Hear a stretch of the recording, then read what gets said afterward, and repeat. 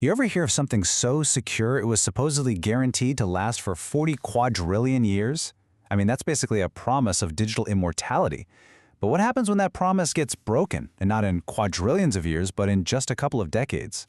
Let's dive into the story of a huge miscalculation and see what it tells us about the very idea of security in our digital world.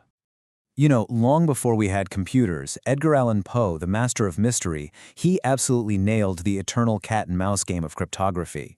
For every brilliant person who makes a code, there's an equally brilliant person waiting to break it. And that one simple idea? It's the engine that drives the entire history of encryption, and it sets the stage perfectly for the story we're about to tell. And our story kicks off back in 1977. It all started in the pages of Scientific American, where a new type of encryption called RSA was introduced. And to prove just how tough it was, the creators threw down a challenge: decrypt this secret message. They were so sure of themselves, they made a prediction that would go down in history. That's the number they came up with: 40 quadrillion years.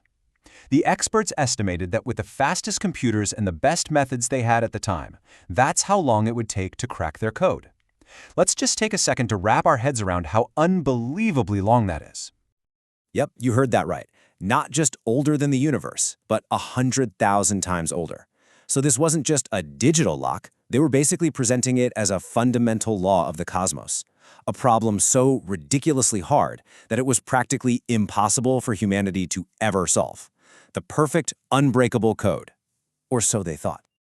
So how long did this cosmically impossible problem actually last?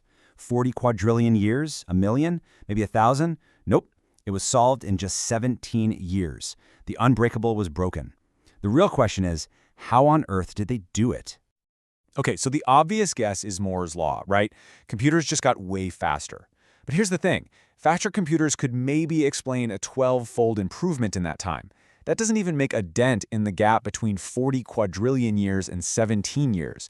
The real answer is so much cooler. See, the code wasn't broken because someone built a faster machine to run the same old program. It was broken because someone came up with a much smarter idea. The real weapon here wasn't raw processing power. It was a revolution in mathematics. This really gets to the heart of it. There are two totally different ways to attack this problem.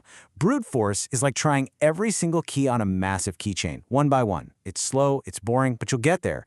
A factoring algorithm, though, that's not about trying keys. That's about finding a hidden mathematical shortcut. It's like finding the blueprint for the lock itself. And progress there doesn't come in small steps, it comes in giant game-changing leaps. And the name of this particular breakthrough algorithm? It's called the Number Field Sieve, or NFS for short. You can pretty much think of it as the master key for this type of RSA encryption. Even today, it's the most powerful tool in the shed for cracking these kinds of codes. Okay, so how does this mathematical superweapon actually work? Now, don't worry, we are not about to get lost in a bunch of crazy equations. Instead, let's just look at the basic 5-step recipe it follows to completely take apart a code. It's kind of like a master plan. First, you have to select the right tools for the job. Then, you sift through mountains of numbers to find very specific relationships. After that, you organize all those relationships into a giant grid, or a matrix. And finally, you solve that matrix to get to the answer. It's just a huge, coordinated mathematical assault. But what's the point of all that work? Well, it all comes down to finding one very special mathematical trick. It's called a congruence of squares.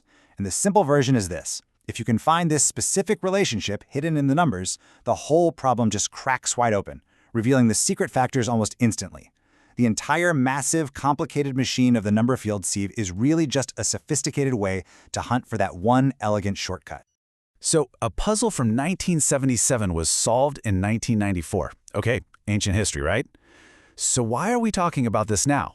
Because the exact same mathematical principles that broke that unbreakable code are now being pointed directly at the encryption standard that's used all over the world today, RSA 1024. And the stakes now? They couldn't be higher. We're not talking about some hobbyist puzzle anymore. RSA 1024 is the digital foundation for global banking, for military communications, for the data that runs huge corporations and protects your online shopping. Pretty much the security of our entire modern world rests on this stuff being strong. And according to Dr. Yogesh Malhotra, the author of our source material, the outlook is, well, it's pretty grim. The worry isn't just that RSA 1024 could be broken someday. The argument is that given our history of being overconfident and how high the stakes are, it's totally reasonable to assume that for someone with enough resources, the system is already broken. So if that cat and mouse game that Poe talked about is a mathematical arms race that we can't really be sure we're winning, what's the alternative? Well, this leads to a pretty radical shift in thinking, a new idea for security that goes way beyond just having a secret key. All right, check this out, because this is the core of the new idea. Traditional security, the old way, basically treats a secret like an object. It's a string of numbers. It's a password. It's something you have. But this new principle flips that completely on its head. It says the true secret isn't external at all. It's internal. It's based on the completely unique way that your brain makes sense of the world. It's something you fundamentally know. So, instead of trying to make us humans act like predictable, logical machines, this new approach embraces how weird and unpredictable and subjective we are. It takes the messiness of human thought and turns it from a security weakness, a bug, into the main security feature itself. And that leaves us with one last, pretty fascinating question to think about. What if the future of unbreakable security isn't about a longer key or a more complex algorithm? What if it's a system that can understand the one thing no computer could ever truly replicate, the unique and personal way that you see the world?